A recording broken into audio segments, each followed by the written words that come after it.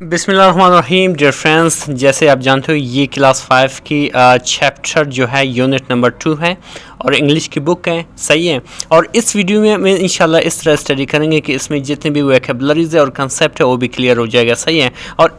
और इसमें जितने भी ग्रामेटिकल स्टफ है वो भी स्टडी करेंगे। सही है। यानी कि हम एक तीर से दो नहीं बल्कि तीन शिकार कर रहे हैं। एक अच्छा, सबसे पहले स्टडी करेंगे इस सबक की जो नेम है उसको। सही है। इसका नेम जो है, जैसे कि आप जानते हो, इसका नेम जो है अ गिलास ऑफ मिल्क। अ गिलास ऑफ मिल्क, जैसे कि आप जानते हो यहाँ पे एक इस्तेमाल हुआ है। एक का मतलब है एक, ए का मतलब यहाँ पे एक, गिलास मतलब गिलास। ठीक है। गिलास मतलब गिलास, ऑफ मीन का और मिल्क मतलब दूध, यानी कि एक दूध का गिलास, एक दूध का गिलास इसका मेन्यू है, इस सबक का नाम हुआ। अच्छा, इसका पूरा यानी कि ये सबक का तो नाम यही हुआ, कंसेप्ट तो यहाँ पर खैर क्लियर हो गया। यही आगे जाके क्या हमें बताएगा इंशाल्लाह इसको हम अभी स्टडी करेंगे। चलिए आगे बढ़ते हैं।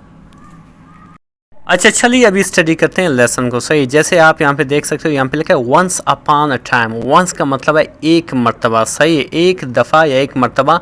अपॉन अ टाइम यानी कि एक दफ़ा का जिक्र है। वंस अपॉन अ टाइम मतलब एक दफ़ा का जिक्र है।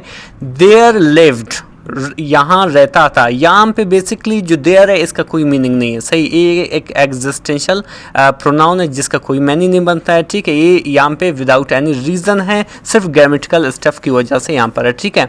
देयर लिव्ड, लिव्ड मीन रहता था। ठीक है। एक बॉय लड़का इन हा विलेज, विलेज में, यानी कि एक दफ़ा का जिक्र है कि यहाँ पर यानी कि गाँव में एक लड़का रहता था। ठीक है। फिर लिखा हुआ है कि ई वाज, ई का मतलब है वो, वाज मतलब था, वेरी बहुत, पुअर गरीब। सही है, वो बहुत गरीब था। कौन? लड़का। ठीक है। बट लेकिन, ही वो, वांटेड टू चाहता था, टू गेट हासिल करें। गेट का मतलब है हासिल करना, एजुकेशन तालीम। लेकिन वो बहुत गरीब था लेकिन वो एजुकेशन हासिल करना चाहता था। ठीक है। फिर आगे लिखा हुआ है कि ई यानी कि वो, ई जो है एक प्रोनाउन है। सही, पर्सनल प्रोनाउन में आता है, स्पेशली सब्जेक्टिव केस में। ठीक है।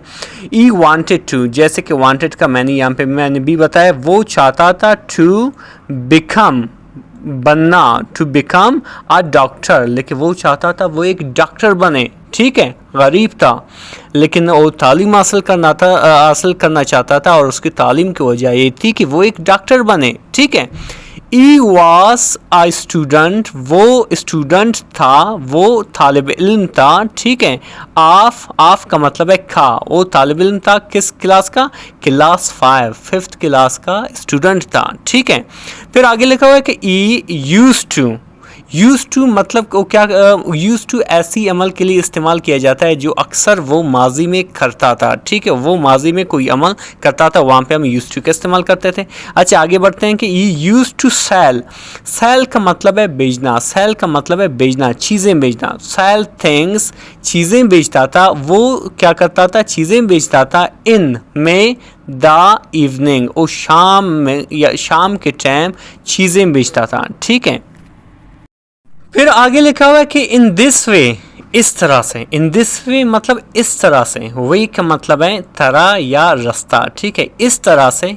ई मैट, यहाँ पे मीट का इस्तेमाल हुआ है। सही, मीट का वैसे मुराद है मिलना, लेकिन यहाँ पे पूरा करना। यहाँ पे मैट का इस जुमले के हिसाब से, ट्रांसलेशन के हिसाब से इसका मानी क्या बनता है कि पूरा करना। सही, ई मैट इस अपने स्कूल एक्सपेंसेस। एक्सपेंसेस का मुराद क्या हुआ? एक्सपेंसेस का मुराद अखराजात। वो अपने स्कूल के अखराजात पूरा करता था। और एंड सपोर्ट करता था, हेल्प करता था, मदद करता था इस फैमिली, अपने फैमिली को, अपनी ख़ानदान को। फैमिली का मतलब मुराद क्या है? ख़ानदान या घर वाले। ठीक है। अच्छा, फिर आगे लिखा हुआ है कि वन डे, एक दिन, ई वॉज सेलिंग, वो बेच रहा था क्या? फैंस। ई वॉज सेलिंग का यहाँ पे इस्तेमाल हुआ है। ये एक जो है ये पास्ट कंटिन्यूस टेंस है। सही है।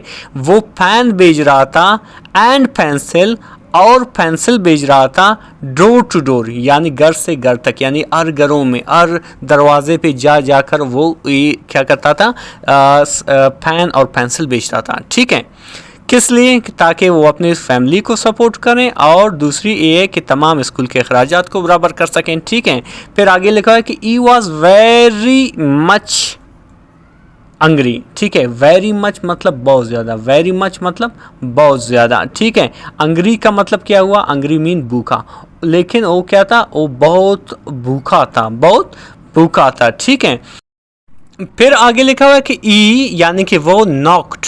नॉक्ड जो है नॉक का सेकंड फॉर्म है। ठीक है, इसका मतलब है खटखटाना। यहाँ पे क्योंकि सेकंड फॉर्म इस्तेमाल खटखटाया, ए पास्ट एंड डेफिनिट है। एट आ नियर बाई नज़दीक के, डोर किसी दरवाजे पे, टू गेट हासिल करें, समथिंग, समथिंग का मतलब है कुछ, फॉर के लिए ईटिंग। ठीक है, के लिए ईटिंग, ईटिंग मतलब खाने के लिए। ठीक है, उसने क्या किया? नज़दीक की डोर पे खटखटाया ताकि उसे खाने के लिए कुछ मिल सके। ठीक है, डिफरेंस है। मज़ीद इस तरह की वीडियोस देखने के लिए हमारे चैनल को ज़रूर सब्सक्राइब करो। इंशाल्लाह इसका सेकंड पार्ट आने वाला है, उसको भी आप जाके चेक कर सकते हो। ठीक है, क्योंकि बहुत बड़ी वीडियो बन जाएगा, फिर थोड़ा बहुत बोरिंग होएगा। न सिर्फ आप पार्ट 2 में इसके बारे में जानोगे कि स्टोरी कहाँ जाने वाला है, बल्कि इसके साथ साथ आपको बहुत से वोकैबुलरीज भी मिलेंगे। सही है, मज़ीद इस तरह के वीडियोस देखने के लिए हमारे चैनल को ज़रूर सब्सक्राइब करें। Thank you so much.